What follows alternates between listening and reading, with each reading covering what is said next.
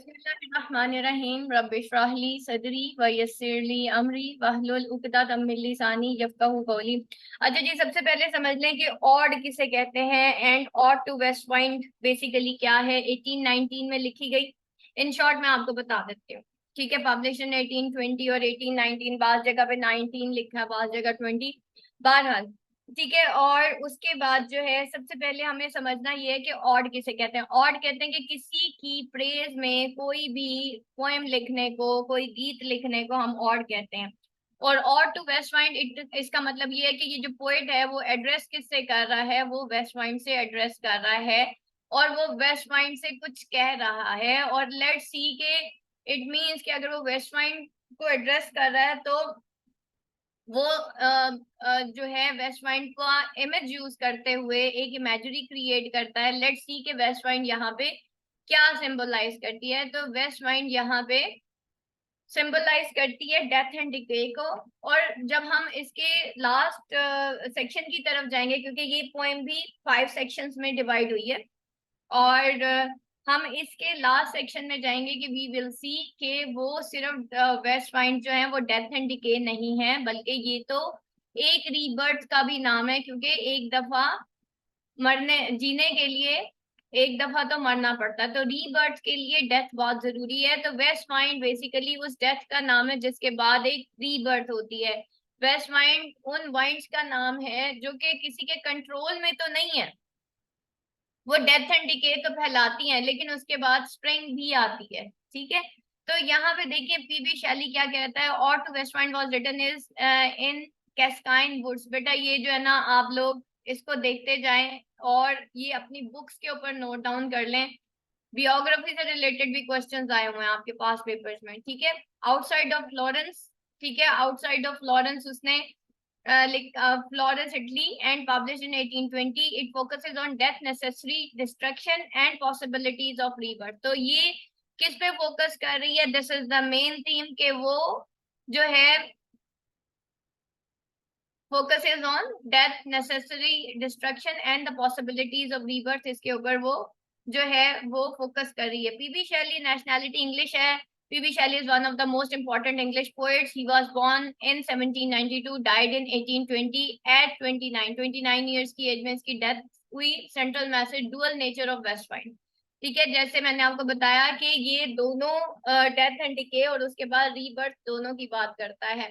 ठीक है, थीम्स यहाँ पे नेचर और स्पिरिचुअलिटी है। स्पीकर जो है someone who worships the mind, evokes emotion, emotions evoked excitement है, फेथ है। पोएम फॉर्म जो है वो हम देखते हैं ऑड है, लिरिक्स है, और ये 5 सोनेट फॉर्म में लिखी गई है। ठीक है, टाइम पीरियड 19th सेंचुरी। और Shelley deftly personified the west mind. What is personification? हाँ जी class, what is personification? Anyone? What is personification?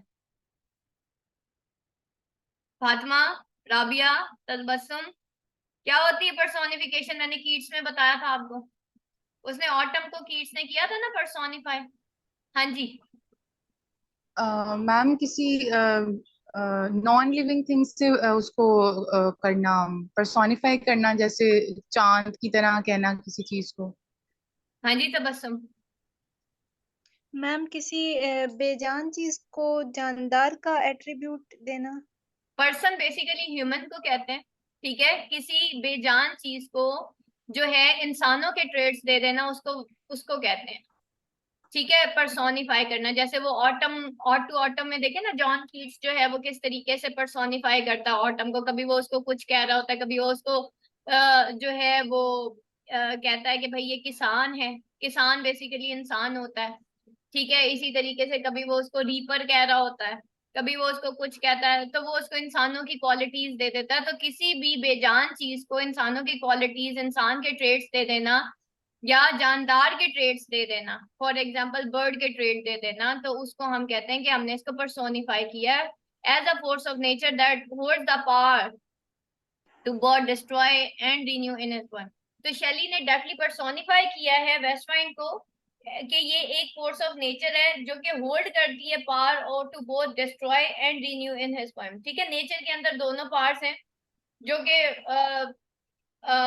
Destroy भी करती है, होल्ड भी करती है और फिर रिन्यू भी करती है. In this poem ode to west wind, Percy Shelley creates a speaker who seemed to worship the wind. He always referred to wind as burnt using the capital letter, suggesting that he sees it as his god.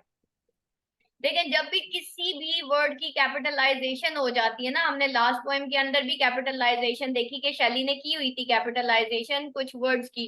तो इसका मतलब ये है कि personification में जब आप poet जो है वो कैपिटलाइजेशन यूज करता है ना, या किसी भी पोएम में वो किसी भी चीज की कैपिटलाइजेशन कर देता है, इट मीन्स कि वो या तो उसको कोई गॉड बना रहा है, या उसको इंसानों वाले ट्रेड्स दे रहा है, या फिर गॉड वाले ट्रेड्स दे रहा है. ठीक है, using the capital letter जो कि शो कर रहा है. He praises the wine referring to its strength and might in tone similar to biblical pizan. अच्छा, pizans किसे कहते हैं? हमद को कहते हैं. ठीक है, जैसे कोई biblical हमद हो which worship God. He also referred to Greek god Dionysus. वो ग्रीक गॉड डायनासस को भी रेफर करता है. The speaker continues the praise to praise the wine and beseech it to hear him. When he is satisfied that the wine hears him, he begs the wine to take him away in death, in hopes and there will be a new life waiting for him on the other side. और speaker क्या करता है कि वो continue करता है to praise wine, और कि वो उसको beseech it to hear him उनको, एंड ही सेटिस्फाइड, वो सेटिस्फाइड है कि वो जो वाइंड है वो उसकी बात सुने, उसका कोई मैसेज है, वो चाहता है कि वो वाइंड उसकी बात सुने. और फिर फाइनल आखिरी सेक्शन में वो कहता है कि भाई मुझे ले जाओ, to take him away in death in hopes that there will be a new life. कि अगर जो है वो उसको ले जाएंगी तो हो सकता है जैसे वो सूखे पत्तों को ले गई, वो बादलों को ले गई, वो हर चीज को ले गई, वो पानी को बहा के समंदरों में ले गई, तो वो कहता है हो सकता है कि इसके बाद मेरी भी लाइफ एक रीनिंग हो. अब हम टेक्स्ट की तरफ चलते हैं, और टू वेस्ट वाइंड के. अब देखिए वो एड्रेस करता है वेस्ट वाइंड को, और यहाँ पे ये जो पोएम्स है ना, पोएम है, लिखे जी, divided into 5 sonnet sections, 5 sonnet sections में डिवाइड हुई है. और राइमिक स्कीम जो है उसके हर सेक्शन की वो है ABA, BCB, CDC, DED, EE. ठीक है, इसकी जो राइमिक स्कीम है ना वो है जनाब ABA, BCB और उसके बाद CDC, DED और EE. ये बेटा इसकी राइमिक स्कीम है. This is the sonnet form जो कि वो यूज करेगा. सोनेट किसे कहते हैं जी? Anyone class? Ma'am 14 line poem. हाँ ठीक है, उसमें क्या होता है? 14 लाइंस, बिल्कुल ठीक है, 14 लाइंस पोएम होती है. और तबस्सुम?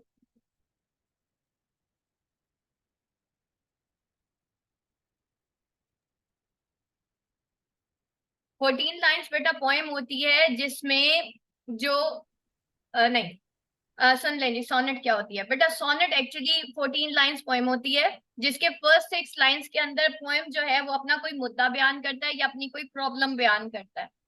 ठीक है, और लास्ट जो उसकी 2 स्टैंजाज होते हैं ना वो उसका सोल्यूशन बयान करता है, या लास्ट 2 लाइंस के अंदर. तो उसके अंदर एक प्रॉब्लम होता है और एंड पे वो एक सोल्यूशन देता है. इसको जो है हम सोनेट कहते हैं. ठीक है, और ये 14 लाइंस की ही होती है. ठीक है, तो ये जितनी भी आपको 5 सोनेट्स यहाँ पे 5 सेक्शंस में, क्योंकि ये डिवाइड हुआ है और इट मींस के 5 सोनेट्स हैं, और पांचों की पांचों जो सोनेट्स हैं उनकी राइमिक स्कीम ये आपके सामने मैंने लिख दी है. ठीक है, ये राइमिक स्कीम है. जब भी आपके पास जो पोएम है वो आती है उसकी राइमिक स्कीम लिख दिया करें, इसका एक एक्स्ट्रा नंबर होता है. ठीक है, ये मैंने लिख दिया. Thou from unseen presence. अब वो कहता है ओ वेस्ट वाइल्ड, ओ वाइल्ड वेस्ट विंड. अच्छा, यहाँ पे वो कहता है कि ओ वाइल्ड, वाइल्ड क्यों कह रहा है? कि भाई तुम बिल्कुल जंगली हो, तुम जहां मर्जी चली जाती. वाइल्ड किसे कहते हैं? अच्छा, राइमिक स्कीम मैं बताती हूँ, मैं ये पढ़ा दूं फिर मैं आपको बताती हूँ कि राइमिक स्कीम क्या होती है. बेटा राइमिक स्कीम जो है, देखें जैसे यहाँ पे देखें हम हमेशा एंडिंग साउंड देखते हैं. यहाँ पे देखें लिखा हुआ है बीइंग. अब जरा नोट करते जाए. बीइंग है, देन डेड है, देन फ्लीइंग है. ठीक है। अब ये इंग करके जो एंड पे साउंड आ रही है ना, ठीक है, अब हम इसको कहते हैं कि this is the A sound, this is A sound. ठीक है, तो हम इसको ए का नाम दे देते हैं कि जी ये हमारी ए साउंड हो गई, राइट।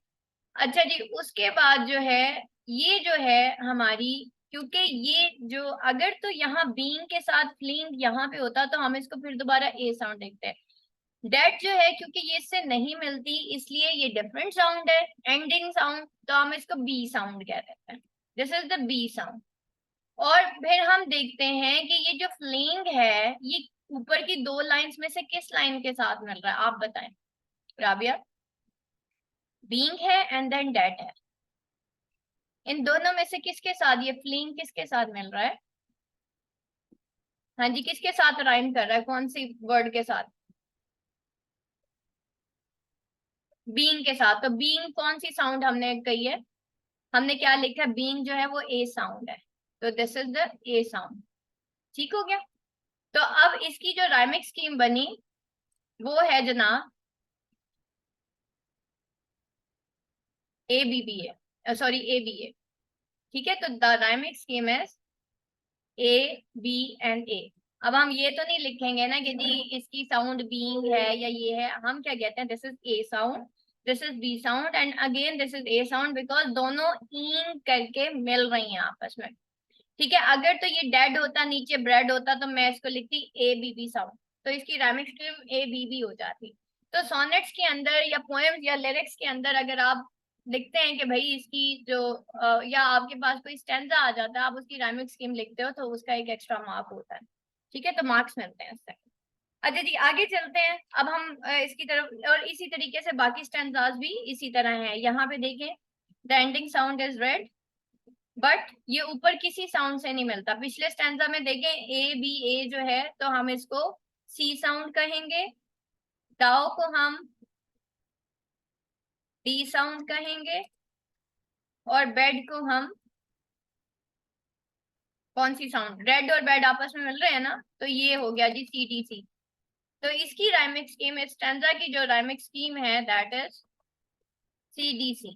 ठीक है, तो अब इसकी राइमिक स्कीम ये हो गई, राइट। तो इस तरीके से हम राइमिक स्कीम देखते हैं। अच्छा जी, अब मैं आगे चलती हूँ बेटा।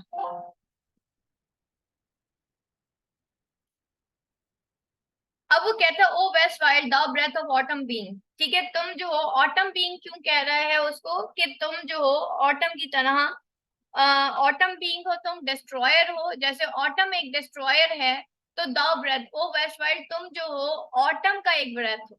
ठीक है, the breath of autumn being, तुम ऑटम ऑटम के ब्रेथ से मिली से निकली हो, तुम ऑटम का की सांस हो, यानी कि ऑटम जिस तरीके से डिस्ट्रॉयर है, ओ वेस्ट वाइल्ड तुम भी एक डिस्ट्रॉयर हो। The from whose unseen presence leaves death, और तुम जो हो from whose unseen presence the leaves death and are driven, यहाँ तक कि जो तुम वो हो, तुम वो हवा हो, तुम वो वाइल्ड हवा हो जिस पर कोई काबू नहीं पा सकता, और तुम वो हवा हो जो कि डेड लीव्स को ड्राइव करती है। तुम्हारी वजह से वो जो डेड लीव्स जो जमीन पे गिर जाते हैं ऑटम की वजह से, जैसे ही ऑटम स्टार्ट होती है और वो पेल और येलो होके जमीन पे गिरते हैं, तो तुम वो हवा हो जो उनको हवा देती है, ड्राइव करती है। यानी कि डेड लीव्स को अगर ऑटम गिरा देती है तो ऑन द अदर हैंड ये जो वेस्ट वाइल्ड है वो उसको हवा देती है, उसको ड्राइव करती है। Like ghost from an enchanter fling, ऐसे जैसे कोई गोस्ट है, कोई जिन भूत है जो कि एक एनचैंटर फ्लिंग कर रहा है, जैसे कोई जो है जो गोस्ट है वो एक मतलब उसको आगे की तरफ धकेल रहा है। तो यहाँ पे देखें वो क्या कहता है, सबसे पहले तो वो पर्सोनिफाई कर रहा है ना ये जो वेस्ट वाइंड है इसको, सेम उस तरीके से जैसे कीट्स ने ऑटम में जो है और टू ऑटम में कहा था कि ऑटम जो है वो मीलो एंड फ्रूटफुल है। अब यहाँ पे आप कंपेयर एंड कंट्रास्ट भी कर सकते हैं कीट्स के साथ। ठीक है, जब आप कंपेयर एंड कंट्रास्ट करते हैं तो उससे भी आपका बहुत अच्छा इफेक्ट आता है। तो यहाँ पे वो कहता है कि भाई ये एक डिस्ट्रॉयर है, और ये क्यों डिस्ट्रॉय कर रहा है, इट डिस्ट्रॉयज फॉर गॉड। और ये उस वक्त उन चीजों को डिस्ट्रॉय करता है जो कि यूजलेस होती हैं, जो डिकेड थिंग्स होती हैं, जैसे डेड लीव्स हैं, डेड लीव्स हैं जो कि अब ग्रीन नहीं हो सकते, तो फिर वो क्या करते हैं, वो जो जमीन पे गिर जाते हैं तो वो उनको सिर्फ डिस्ट्रॉय नहीं करती बल्कि उसको जो है ड्राइव भी करती है, यानी कि उसको चलाती भी है। तो ये जो साउंड वाइंड है ये एक्चुअली इनको ड्राइव भी करती है, जैसे कोई गोस्ट हो जो कि एक एन्चेंटर क्लीन कर रहा है। तो यहाँ पे जो लीव्स और जो यहाँ पे जो लीव्स हैं वो क्या है, वो डिस्ट्रॉयड थिंग्स को शो कर रहे हैं, and on the other side जो है डेथ एंड डिजीज को शो कर रहे हैं। ठीक है, ये वो डेड लीव्स हैं जो कि yellow, black and pale and heretic red है। अगली लाइंस में आएगा, ये देखें, yellow, black and pale and heretic red. तो ये वो डेड लीव्स हैं जो येलो हो चुके हैं, ब्लैक हो चुके हैं, पेल है, हेरेटिक रेड है, जो कि जमीन पे पड़े हुए हैं। ठीक है, जिनको ऑटम ने जमीन पे फेंक दिया, और उनको हवा कौन दे रहा है, ये west wind. Pestilence stricken multitude, तो ऐसे लग रहा है जैसे ये कोई बीमार लोगों का झुंड है। ओ दाउ हु शेरियोटेस्ट देयर डार्क विंट्री, और यहाँ पे वो कहता है कि तुम जो हो, ओ दाओ, तुम हो कौन हो, शेरियोटेस्ट। शेरियोटेस्ट यहाँ पे क्यों कहा जा रहा है, वो कह रहे तुम वो बग्गी हो जो शेरियोटेस्ट देयर डार्क विंट्री वेयर, जो हवा को तुम वो हवा हो जो पत्तों को जमीन पे फैला देती है। ठीक है, यानी कि ये पड़े हुए हैं, ये विंट्री बेड पे, डार्क विंट्री बेड पे सोए हुए हैं, और तुम वो हवा हो जो इनको भी हिला देती है। The wing seeds, wing seeds वो सीड्स होते हैं जो कि फूलों के सीड्स होते हैं ना, जब हवा चलती है तो वो फैलना शुरू होते हैं। Where they like cold and low, ठीक है, ये वो विंग सीड्स हैं जो वहां पे पड़े होते हैं। Where they like cold and low, जो वहां पे जमीन पे पड़े होते हैं। Each like cost with its grave, और ऐसे लगता है जैसे कोई मरी हुई बॉडीज होती हैं, डेड बॉडीज होती हैं जो कि अपनी ग्रेव्स में पड़ी हुई हों। Until thine azure sister spring shall blow, यहाँ तक कि तुम्हारी एजोर सिस्टर, तुम्हारी वो जो नीली सिस्टर है स्प्रिंग, वो चलना शुरू हो जाती है। यानी कि वो कहता है कि वो देखो, तुम वो वेस्ट वाइंड्स हो जो कि अगर चलती हैं तो पत्ते भी फैल जाते हैं, हर चीज ग्लो करना शुरू हो जाती है, यहाँ तक कि वो जो होते हैं, सीड्स होते हैं जो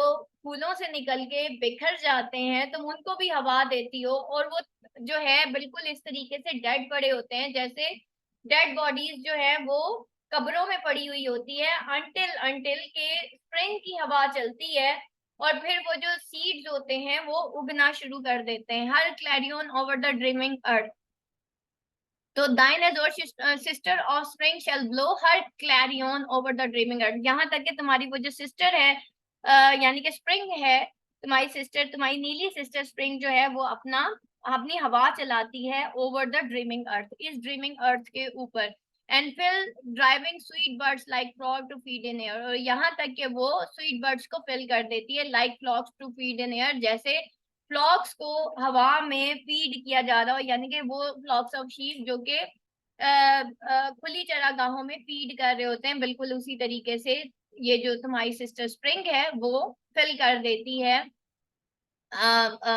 मतलब इनको, इन बर्ड्स को with living hues and order plain and hills. ठीक है, और वो क्या करती है, वो उनके अंदर क्या भर देती है, कलर्स भर देती है, ऑर्डर्स खुशबू भर देती है, plain orders plain and hills, उन प्लेन और हिल्स के ऊपर जो कि बंजर होते हैं। तुम्हारी सिस्टर आके, यानी कि तुम्हारी सिस्टर कौन, स्प्रिंग का सीजन को वो उसको कह रहा है कि वो आके उसके अंदर खुशबू भर देती है, रंग भर देती है उन प्लेन और हिल्स के ऊपर। यानी कि जब वो ये सारी चीजें आती हैं तो ऑब्वियसली वहां पे जानवर भी नजर आते हैं और ये सब कुछ आते हैं। Wild spirit which are moving everywhere, अब वो उसको वाइल्ड स्पिरिट कह रहा है। वाइल्ड स्पिरिट क्यों कह रहा है, क्योंकि उसको कोई काबू नहीं पा सकता, इसके अंदर वो ताकत है जिसको कोई काबू नहीं पा सकता। विच आर मूविंग एवरीवेयर, ये तुम्हारा कौन सा आर्ट है जो हर हर जगह पे मूव कर रहा है, डिस्ट्रॉयर एंड प्रिजर्वर, हेयर और हेयर। वो कहता है कि तुम जो हो डिस्ट्रॉयर भी हो और फिर प्रिजर्वर भी हो, यानी कि तुम प्रिजर्व भी, डिस्ट्रॉय करती हो और फिर प्रिजर्व भी कर रहती हो। प्रिजर्व किसे किया था उसने, किसको किया था, सीड्स को किया था। ठीक है, लीव्स को किया था जो कि हवा से, जो कि नीले हो गए थे और वो गिर गए थे, फिर इसने उनको हवा दी थी। वो जो सीड जमीन पे गिर गए थे, इसने, जो वाइल्ड विंड्स हैं उन्होंने इसको हवा दी थी, जिसकी वजह से यहाँ तक कि वो जमीन में जाके सो जाते हैं, और अंटिल के स्प्रिंग सीजन स्टार्ट होता है और फिर वो दोबारा से ग्रीन होते हैं। तो अगेन यहाँ पे क्या है कि अ, इसको जो है एक जो है मतलब डिस्ट्रॉयर भी कहा गया और इसको रिन्यूअर भी कहा गया। अब यहाँ पे देखें, एक वर्ड आया था पीछे, क्लैरियन। ठीक है, क्लैरियन का मीनिंग होता है ये trumpet, like the trumpet of God's angel who rouses the death. ठीक है, एक ट्रम्पेट है, ठीक है, क्लैरियन एक ट्रम्पेट ऑफ गॉड्स एंजल है, ठीक है, जिसकी वजह से जो डेड लोग हैं वो आजाद हो जाए, वो जिएंगे, so that they can awake to new life in heaven, ताकि वो दोबारा से, हम कहते हैं ना कि वो हजरत इजराइल अलैहिस्सलाम जो है, वो उनकी, वो एक फूंक मारेंगे तो जो है तमाम लोग पहले तो डेड हो जाएंगे। ठीक है, तो यहाँ पे वो क्लैरियन उस ट्रम्पेट को कह रहा है कि ओवर द ड्रीमिंग अर्थ, जो कि हेवन में बजाई जाएगी, और तमाम मरे हुए लोग जो हैं वो दोबारा से जी उठेंगे। तो they wake to a new life in heaven, spring cause to seed to sprout and bloom in a new world. ठीक है, तो यहाँ पे इन चीजों को वो दिखा रहा है। अब यहाँ पे वो dual aspect of west wind as a destroyer और प्रिजर्वर दोनों बता रहा है। नेक्स्ट चलते हैं, सोनेट नंबर 2 है इसकी। ठीक है, thou on whose stream mid the steep sky commotion।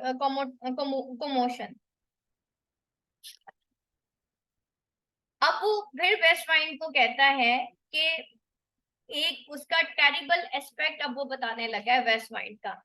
तो वो कहता है thou on whose stream mid the steep sky commotion loose clouds like earth decaying leaves are shed। ठीक है, वो कहता है दाउ ऑन हु स्ट्रीम, तुम्हारी बेस के ऊपर, तुम्हारी, describe the actual storm actually, कि तुम्हारी तुम वो हो जिसकी वजह से वो जो स्काई है, स्टीप स्काई है, वो मोशन में आ जाता है। ठीक है, loose clouds like earth decaying leaves are shed, और तुम वो हवा हो कि जो क्लाउड्स होते हैं वो इस तरीके से स्कैटर हो जाते हैं, लूज हो जाते हैं, लाइक अर्थ डिकेइंग लीव, जैसे जमीन पे पत्ते दूर दूर बिखर जाते हैं ना, इसी तरीके से वो जो क्लाउड्स होते हैं तुम्हारी चलने की वजह से वो अचानक से आसमान पे फैल जाते हैं। Shook from tangle boards of heaven and ocean, ऐसे लगता है जैसे ये निकले हों, टूटे हों from the box of heaven and ocean, जैसे हेवन एंड ओशन से ये टूट कर गिरे हैं। Angels of rain and lightning, और ये एंजल्स एंड ऑफ लाइटनिंग, अब ये सारी स्टॉर्म की एक कैफियत दिखा रहा है कि ये जो वेस्ट वाइंड है वो आसमान के ऊपर किस तरीके से एक स्टॉर्म क्रिएट कर देती हैं। ठीक है, पहले हमने क्या देखा, जो वेस्ट वाइंड है वो सीजन के ऊपर उसका क्या इफेक्ट होता है, दरख्तों के ऊपर क्या इफेक्ट होता है। अब देखते हैं इसका हवा पे क्या इफेक्ट होता है, आसमान पे क्या इफेक्ट होता है। क्या वेस्ट वाइंड जो है वो आसमान से भी ज्यादा ताकतवर है। There are spread on blue surface of thine airy search, और वो कहता है कि एरी सर्च है, तो वो यहाँ पे कहता है कि ये इस तरीके से फैल जाते हैं, on the blue surface sky को कहा जा रहा है ऑफ दाइन एरी सर्च, तुम्हारे एरी सर्च में, तुम्हारी हवा के बलबोते पे वो जो क्लाउड्स होते हैं वो पूरे के पूरे आसमान पे फैल जाते हैं, like the bright hair uplifted from head of some fires maenad. ठीक है, और वो इस तरीके से जो है अपलिफ्ट होते हैं, लाइक द ब्राइट हेयर, जैसे चमकते हुए बाल होते हैं, किसके, from the head of some fires maenad. Fires maenad जो है किसको कहा जा रहा है, वो डांसिंग वीमेन जो कि गॉड ऑफ डायनासोर्स के लिए नाचा करती थी। ठीक है, और वो उनके, या फिर गॉड ऑफ वाइन, ठीक है, बैकस गॉड ऑफ वाइन को भी कहा जाता है, और बहुत सारी जगहों पे इसको गॉड ऑफ डायनासोर्स जो है उसके बारे में भी कहा जाता है कि ये उसके लिए नाचती थी। तो ये वर्शिपर्स थी बेकर्स की, और the God of wine and all old religious cult of ancient Greek. तो यहाँ पे ये ग्रीक माइथोलॉजी है जो उसने मिनैड की बात की है, यानी कि वो डांसिंग लेडीज जो कि वर्शिप करती थी बेकस को, गॉड ऑफ वाइन को, और डायनासोरस को जो कि गॉड ऑफ डांसिंग था। Even from the dim verge of the horizon to zenith hurt, और यहाँ तक के वो फैल जाते हैं from the head of the sun minor. तो वो क्या है, इस तरीके से फैल जाते हैं जैसे वो अपलिफ्ट हुए हों किसी फायर्स मिनट की तरह। Even from dim verge of horizon to the zenith, जैसे हॉरिजॉन से जेनिथ, जेनिथ हाइट कहते हैं आसमान की बुलंदियां, यहाँ तक के वो इस तरीके से उनका जो डिम वर्ज होता है वो आसमान की ऊंचाइयों तक फैल जाता है। वो जो उनका एक मतलब एक जो आसमान है वो पूरे का पूरा क्या हो जाता है, उसकी एक फायर्स लुक हो जाती है, और वो पूरे का पूरा वहां पे फैल जाता है। यानी कि वो जो क्लाउड है वो इस तरीके से फैल जाते हैं जैसे मतलब पूरे का पूरा आसमान भर जाता है, और वो इस तरीके से उभरते हैं जैसे कि वो जो मिनैट्स हैं, वो जो डांसिंग गर्ल्स हैं, उनके जो बाल हैं वो मस्त होके झूम रही होती हैं। इसी तरीके से जेनिथ पे भी ये सब कुछ, यानी कि ये क्लाउड्स जो हैं वो फैल जाते हैं। The locks of approaching storm, और ये शो क्या करते हैं zenith, locks of approaching, locks वैसे बालों की लटों को कहते हैं, लट को कहते हैं, लेकिन ये बता रहे हैं कि कोई स्टॉर्म आने वाला है, उसकी प्रिडिक्शन दे रहे हैं। दाउ डायर्स ऑफ डाइंग ईयर, तो अब वो उसको क्या कह रहे हैं, तुम जो हो क्या हो, डायर हो किसका, एक डाइंग ईयर का, तुम साल खत्म होने का एक अलार्म हो, ट्रम्पेट हो, तुम बता रहे हो कि साल खत्म होने वाला है। तो ये शायद उसकी मनादी है, उसकी डांसिंग हो रही है। To which the closing night will be doom of war sepulchre, जिसका ये जो क्लोजिंग नाइट है, ये जो रात खत्म होने वाली है, जो कि एक डूम होगी एक वॉर सेपल्चर का,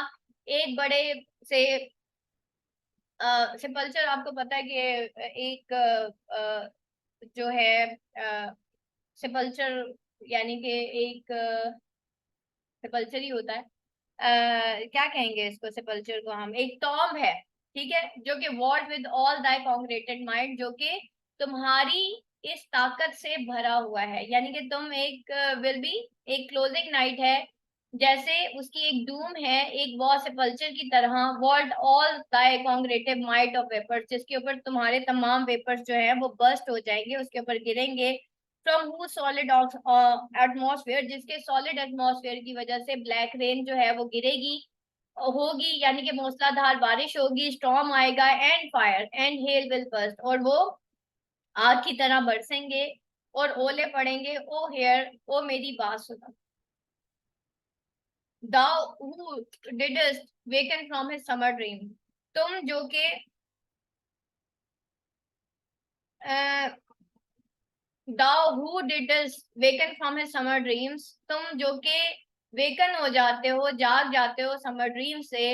the blue Mediterranean where he lay lulled by quiet of his crystalline stream, अब यहाँ पे वो मेडिटेरियन की बात कर रहा है। Mediterranean sea is a deep blue sea, ठीक है। अब इससे पहले हमने आसमान के जो है जो स्टॉर्म्स हैं उसकी, थंडर स्टॉर्म की बात की है। अब देखते हैं कि वो मेडिटेरियन सी, अब वो सी के साथ उसको कंपेयर करेगा कि क्या ये जो वेस्ट वाइंड्स हैं ये क्या सी के अंदर भी स्टॉर्म क्रिएट कर देती हैं, ठीक है, क्या ये स्ट्रीम से भी ज्यादा ताकतवर है।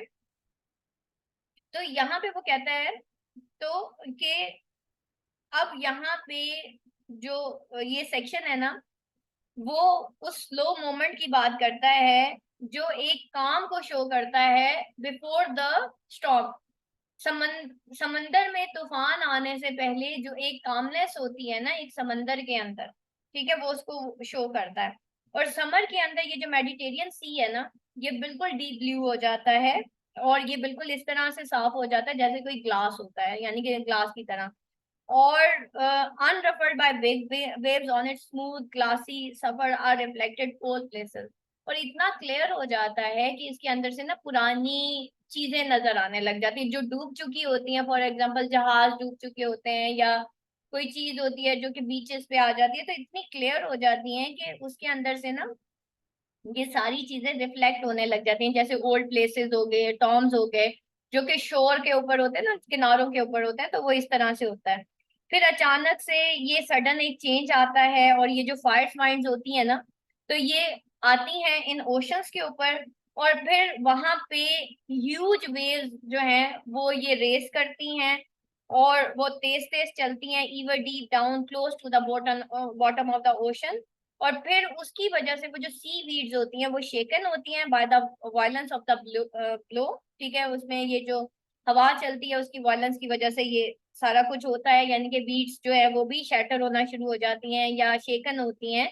और ऐसे लगता है कि वो पार ऑफ वेस्ट वाइंड से जो है वो टेरिबल, मतलब वो फील करती हैं, ट्रम्बल करती हैं। ठीक है, तो इसके अंदर पूरी के पूरे पूरे इसमें हम देखेंगे कि ब्लू मेडिटेरियन सी है और ये किस तरीके से वेस्ट वाइंड जो है, जो कि समर में बिल्कुल ठहरा हुआ है, साफ पानी है और बड़ी खूबसूरत स्ट्रीम्स हैं, कामनेस है। और ये स्टॉर्म से पहले आने वाली कामनेस है और फिर जैसे ही वेस्ट वाइंड चलती है तो इस ब्लू मेडिटेरियन सी, जो कि बहुत बड़ा मेडिटेरियन सी है, तो उसके ऊपर क्या इफेक्ट होता है। ठीक है, तो ये पूरे का पूरा स्टैंजा, पूरी की पूरी जो ऑड है उसमें यही लिखा हुआ है सेक्शन में, thou who did not waken from his summer dreams the blue Mediterranean। अब वो यहाँ पे कहता है कि एक ये जो वेस्ट वाइंड है उसके सी के ऊपर क्या इफेक्ट होते हैं, जो कि बिल्कुल समर ड्रीम्स में अभी सो रहा है। डिड अस वेकन, तुम जिन्होंने अभी तक वेक नहीं किया summer dreams, the blue Mediterranean. ठीक है, ब्लू मेडिटेरियन सी जो समर में बिल्कुल सोया हुआ है, अभी तुमने उसको बिल्कुल भी शैटर नहीं किया, अभी तुम वहां पे पहुंची नहीं हो।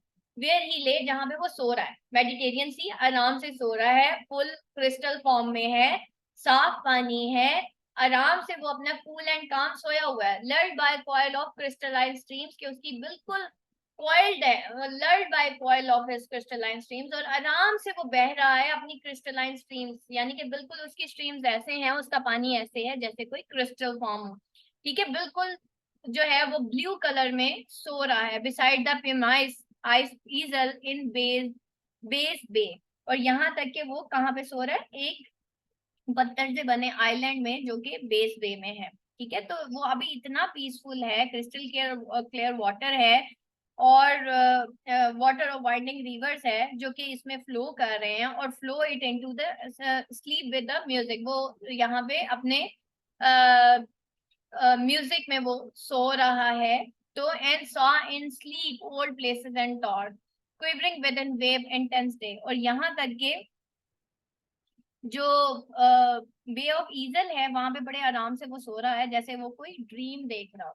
ठीक है, बिसाइड फेमस आइल, वो तरफ बिल्कुल ऐसे है जैसे स्लीप ओल्ड पैलेसेस में और टॉवर्स में वो आराम से सो रहा है। And saw in sleep old palaces and towers, यहाँ तक के इसके पानी में, ठीक है, वो ऐसे सोया हुआ है, इतना साफ सुथरा पानी है कि इसके पानी में, इसकी स्लीप में ये ओल्ड प्लेसेस और टावर्स जो हैं वो भी नजर आ रहे हैं, यानी कि वो ओल्ड प्लेसेस और टावर्स जो कभी डूब चुके थे और रुइन हो चुके हैं, ओल्ड टावर्स एंड प्लेसेस, अब वो बॉटम ऑफ द सी में क्या नजर आ रहे हैं, क्विवर क्विवर ट्रेम्बल कर रहे हैं, यानी कि वो शो कर रहे हैं कि भाई कोई तूफान आने वाला है विद इन वेव इंटेंसर डे, के वो जो है इन ब्रिलियंट वेव्स में, इंटेंसर डे की वेव्स में जो है वो क्विवर कर रहे हैं, वो ट्रेम्बल कर रहे हैं, all over grown with azure moss and flowers. ठीक है, ये सारे क्या हैं, इनके ऊपर ओवर ग्रोन हो गए हैं एजोर मॉस, एजोर कहते हैं नीले से रंग को, ठीक है, या काई को। ठीक है, पर्पल सी काई जो जम जाती है, वो कहते हैं कि इसके ऊपर जो है वो एजोर मॉस जो है वो और फ्लावर्स जो है वो उग चुके हैं, यानी कि ये इतनी पुरानी बिल्डिंग्स हैं कि इनके ऊपर ये सारी चीजें जो है वो उग चुकी हैं। ठीक है, so sweet the sense paint picture them, और इतना खूबसूरत ये सारा मंजर लग रहा है कि जो मेरी इमेजिनेशन है ना वो मेरी पिक्चरिंग दैम को फेंट कर रही है, यानी कि मुझे वो एक अलग ही दुनिया के अंदर लेके जा रही है। Thou for whose path the Atlantic's level pass, लेकिन तुम जो कि पाथ रास्ता बना लेता है इस अटलांटिक लेवल की पार्स की तरफ। ठीक है, तुम्हारे अंदर वो ताकत है जो इन अटलांटिक लेवल की पार्स को भी बीट कर देती हो, यानी कि इसके अंदर जो सुकून है वो भी तुम खत्म कर देती हो। Cleave themselves into chance while far below the sleep blossoms the oozy wood which were the sepals foliage of ocean now thy voice, and suddenly grow grave with fear and tremble and despoil themselves. ठीक है, ओ here. अब यहाँ पे वो देखें वो क्या कहता है कि भाई तुम्हारे अंदर वो ताकत है कि तुम जो ना इनको भी हटा देती हो, यानी कि इनको मतलब इन ये जो अटलांटिक ओशंस हैं, तो तुम्हारी ये जो पैसेज ऑफ वाइंड है ना, in smooth waves of Atlantic ocean जो है इनको भी तुम हिला के रख देती हो, cleave them into the chain. ठीक है, इनको भी तुम जो है वो बिल्कुल हिला के देती हो। और यहाँ तक के while far below the sea blooms, और यहाँ तक के तुम वहां पे भी पहुंच जाती हो जहाँ पे सी ब्लूम कर रहा होता है। एंड द ऊजी वुड्स, ऊजी जो वुड्स होती हैं, ऊजी ऊज करना यानी कि मस्त हो जाना नींद में, मतलब इतना ऊज। हम वो देखा था ना ऊजिंग, हमने ऑटो ऑटम में भी देखा था, वहां पे भी ये वर्ड यूज हुआ था कि मतलब वो बिल्कुल ही सोई हुई होती है, मस्त होती है, धुंध होती है नशे में। तो वो जो वुड्स ऊजी वुड्स होती हैं जो नशे में भी धुंध होती हैं, वहां तक तुम पहुंच जाती हो। Which wear the sapless foliage the ocean, जो के पहने हुए हैं सेपल फॉलिएज यहाँ पे जो है वो किसको कह रहा है, leaves without the SAP that runs in the stem and leaves of plants and trees above the ground. तो तुम जो हो उन सेपल फॉलिएज को भी ओशन के ऊपर ले आती हो। Know thy voice and suddenly glow there fair, और वो भी सेपल फॉलिएजेस जो हैं, वो जो पत्ते हैं जो कि ओशंस के पत्ते हैं, जो कि ऊपर आ जाते हैं, सरफेस पे आ जाते हैं, तुम्हारी वॉइस को पहचान लेते हैं और अचानक से वो ग्रे हो जाते हैं तुम्हारे फियर की वजह से, और वो कांपने लग जाते हैं और अपने आप को डिस्पॉइल कर लेते हैं। ओ हेयर, अपने आप को क्या कर लेते हैं, डिप्राइव कर लेते हैं, स्पॉइल कर लेते हैं, फैल जाते हैं, बिखर जाते हैं। तो तुम्हारी वो आवाज है कि वो उनको भी बखेर देती है।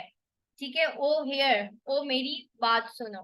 ठीक है, मतलब वो अब अगेन क्या कह रहा है कि ये वो हवा है जो कि समंदर को, मेडिटेरियन सी की जो एक ठहराव है उसको भी हिला के रख देती है।